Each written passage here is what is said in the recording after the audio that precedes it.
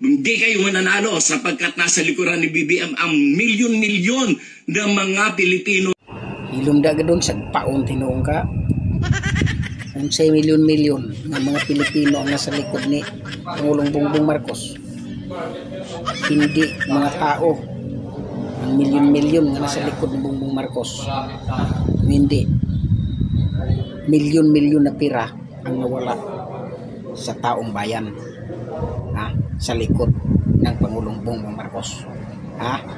Sa taon naniniwala na ang buhay natin ngayon ay mas maganda at mas may tinatahak na direksyon. Ano ang sinasabi mong direksyon na maganda na tinatahak ng ating bansa ngayon? Maganda ba para sa'yo yung matindi ang korupsyon?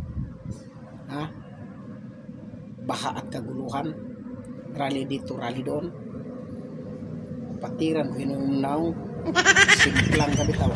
Kaysa naman nung nakaraang panahon na wala talaga, na wala sabog-sabog lahat. Kaya Aimee, mag-isip-isip ka, hindi ka namin papayagan dyan sa ginagawa mong yan. Madam Aimee, huwag kang maniwala dyan kay Kadon. Isa po ng buraot, buriton, butong dakuna. Wow!